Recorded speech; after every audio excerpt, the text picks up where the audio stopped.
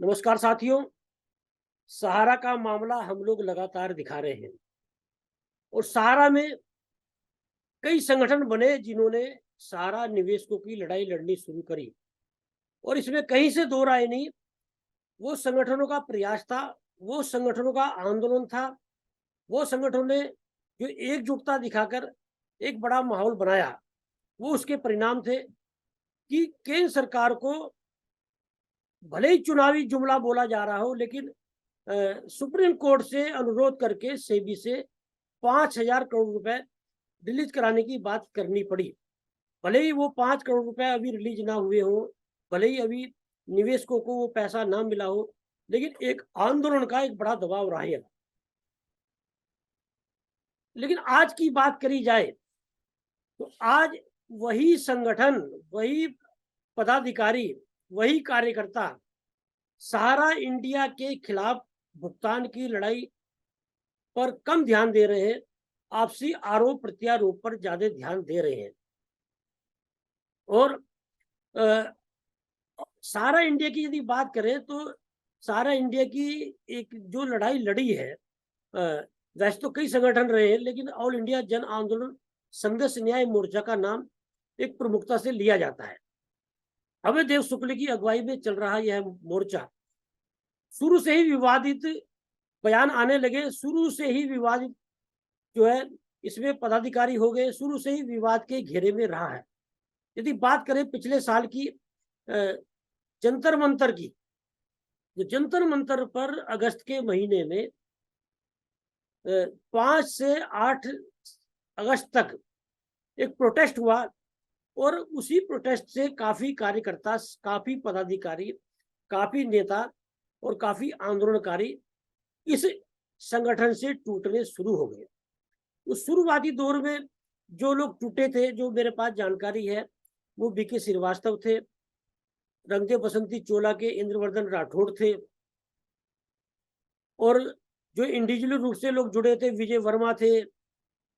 उसमें उसमें जयप्रकाश दुबे थे और कई ऐसे पदाधिकारी थे जो अभय देव शुक्ल की कार्य प्रणाली को लेकर नाराज थे। लेकिन इस बीच में जो हाल की बात करें तो हाल में जो दो विवाद पैदा हुए, एक था ऑल इंडिया जन आंदोलन संघर्ष न्याय मोर्चा के राष्ट्रीय प्रवक्ता और legal advisor Anil Singh advocate. उन्होंने पूरी तरह से बगावत खोल की अभय देव शुक्ल के खिलाफ और कहा कि अभय देव शुक्ल जो पैसा ले रहे थे संगठन के नाम का, वो अपने पर्सनल खाते में मंगा रहे थे और यदि हिसाब की बात करें तो गाली गफ्तार पर वो लग जाते हैं, गाली देने लगते हैं। एक बड़ा आरोप अनिल सिंह एडवोकेट ने लगाया और उसी के चलते उनका निष्कासन हुआ। हालांकि उनका ये कहना है कि मैंने खुद संगठन छोड़ा है। और इसी बीच में संगठन के राष्ट्रीय उपाध्यक्ष हैं नागेंद्र कुशवाहा। नागेंद्र कुशवाहा बड़े विश्वसनीय रहे अभय देव शुक्ल के और नीरज शर्मा के, लेकिन बीच में जो बातें उभर कर आई, नागेंद्र कुशवाहा ने भी जो एक तरह से बगावत शुरू कर दी, अभय देव शुक्ल के खिलाफ मोर्चा खोल दिया। और नागेंद्र कुशवाहा का ये कहना था कि हम ये चाहते थे कि सुप्रीम कोर्ट में एक याचिका दायर की जाए,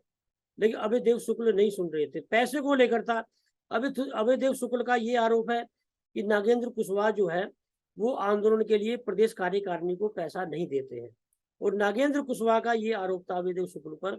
वह कोई हिसाब पैसे का नहीं देते। बड़ा आरोप प्रत्यारोप रहा और नागेंद्र कुशवाहा ने आरोप लगाए, नीरज शर्मा पर भी लगाए व्यक्तिगत रूप से। नीरज शर्मा ने नागेंद्र कुशवाहा पर लगाए। नीरज शर्मा ऑल इंडिया जन आंदोलन संघर्ष न्याय मोर्चा के राष्ट्रीय महासचिव हैं। इसी बीच में जो ग्रुप है इनका सहारा इंडिया के खिलाफ लड़ने वाला, उस पर लगातार जो है आरोप प्रत्यारोप के पत्र जो है वो वायरल हो रहे हैं। अभी एक पत्र लिखा है मणिभूषण ने 3-4 पेज का एक पत्र अभय देव शुक्ल को लिखा और उसकी प्रति नीरज शर्मा और जो बिहार के प्रदेश अध्यक्ष है मोहित कुमार, उन्हें भी भेजी। उसमें तमाम आरोप लगाए हैं, लेकिन एक जो आरोप सारे लोग लगा रहे हैं वो पैसे के लेन देन का। उन्होंने भी कहा है कि पैसा लिया गया बिहार से, लेकिन उसका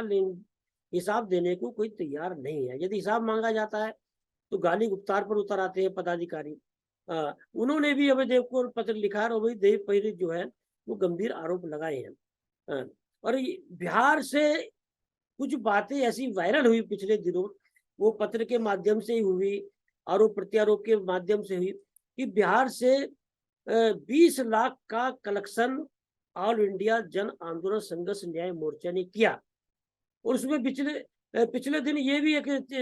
चर्चा चली थी, एक अफवाह चली थी कि मोहित कुमार को जो है 20,000 रुपये महीना प्रति माह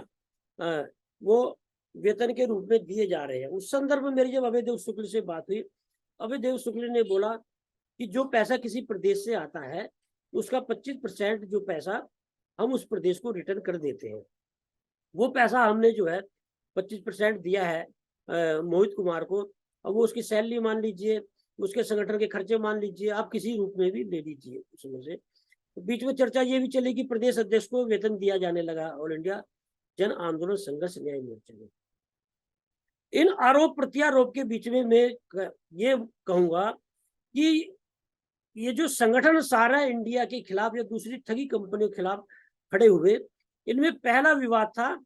अभय देव शुक्ल और मदन लाल आजाद का। अभय देव शुक्ल ऑल इंडिया जन आंदोलन संघर्ष न्याय मोर्चा के राष्ट्रीय अध्यक्ष हैं और मदन लाल आजाद जो है वो ठगी पीड़ित जमाकर्ता परिवार के राष्ट्रीय संयोजक हैं।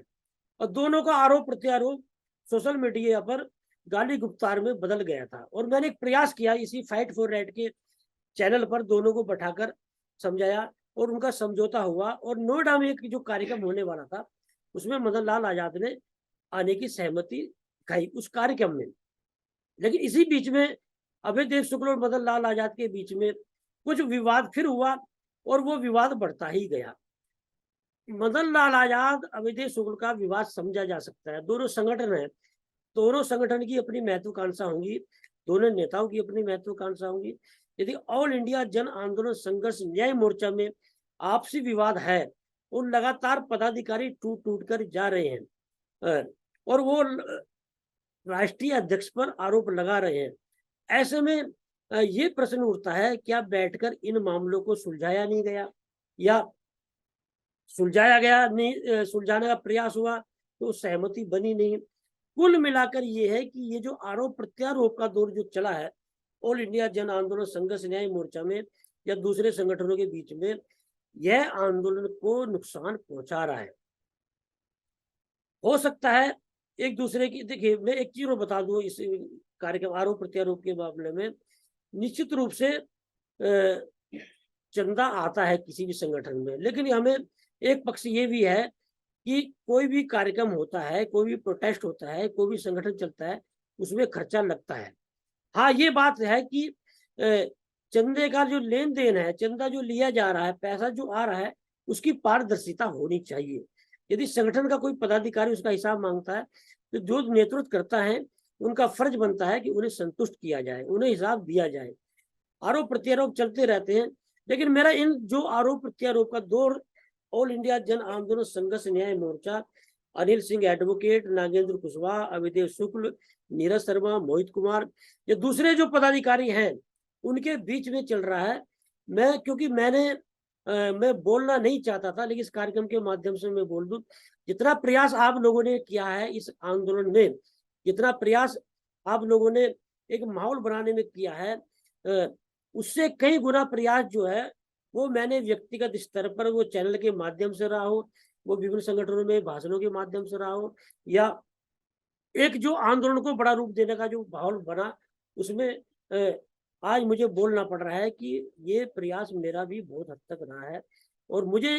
जब आंदोलन कमजोर होता है, जब आरोप प्रत्यारोप का दौर चलता है, जब सहारा के प्रबंधन को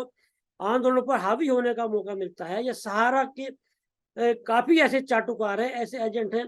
जो आंदोलन में भी घुसे हुए हैं, उन्हें राजनीति करने का मौका मिलता है, उन्हें गद्दारी करने का मौका मिलता है, तो मुझे व्यक्तिगत स्तर पे बहुत पीड़ा होती है। पीड़ा इसलिए होती है कि ये जो आज आंदोलन का दौर सारा इंडिया के खिलाफ चला है,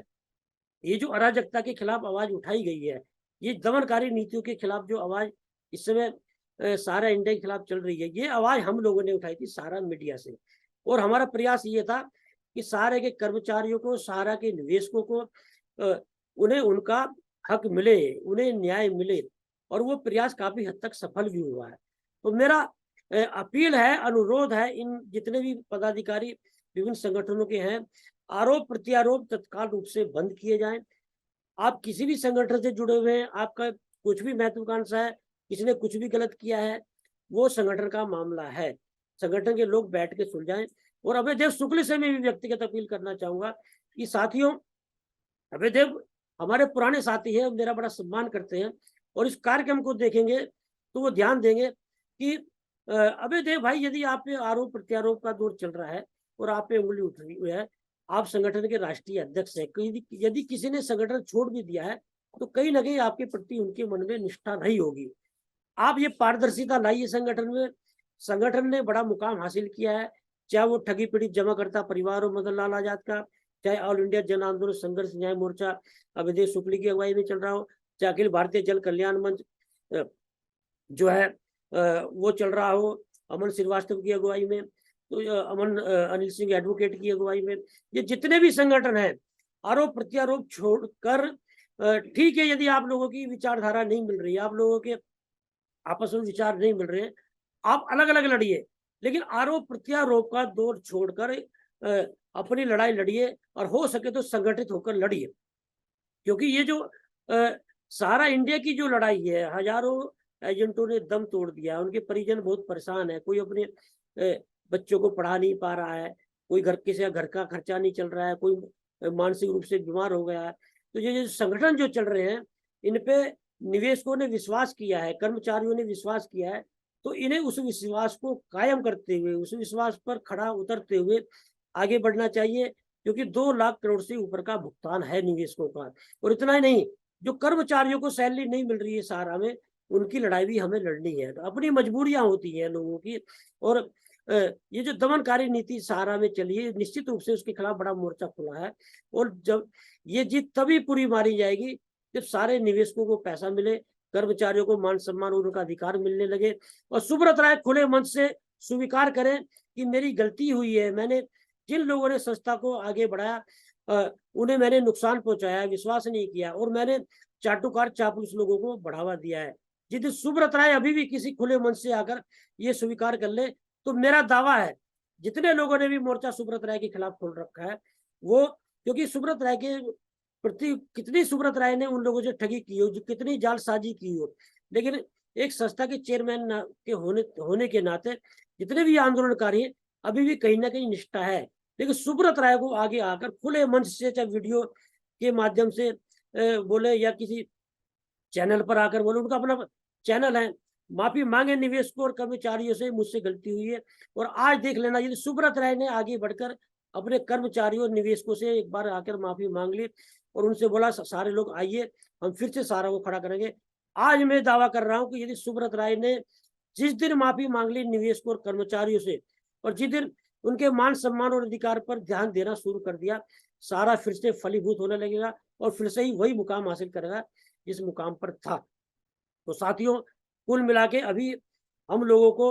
आंदोलन पर ध्यान देना है, किस तरह से निवेशकों का पैसा निकले, किस तरह से कर्मचारी मान सम्मान और अधिकार की लड़ाई लड़ने के लिए आगे आए। कुल मिलाकर ये मैं फिर से आपसे आग्रह करना चाहूंगा कि मिलजुल कर एकजुट होकर इस लड़ाई को लड़ें। और ये भी समझ लीजिए, मैं फिर कहना चाहूंगा, 2024 के चुनाव से पहले यदि भुगतान ले लिया तो ले लिया, उसके बाद में पैसा मिलना नहीं है, ये समझ लीजिए। जो भी सरकार आएगी वो 5 साल तक आप भूल जाइए। ये दबाव है इस समय भारतीय जनता पार्टी पर, आप जितना बना सकते हैं, और सरकार ही पैसा दिलवा सकती है और दिलवाएगी। जितना दबाव इस सरकार पर बना लेंगे उतना ही पैसा निकल आएगा साथियों। तो आपसे मनमुटाव छोड़कर, आपसी आरोप प्रत्यारोप छोड़कर एकजुट होकर इस लड़ाई को लड़िए, और मैं फिर दावा करता हूं, इस लड़ाई को हम लोग निश्चित रूप से जीतेंगे। जय हिंद, जय भारत।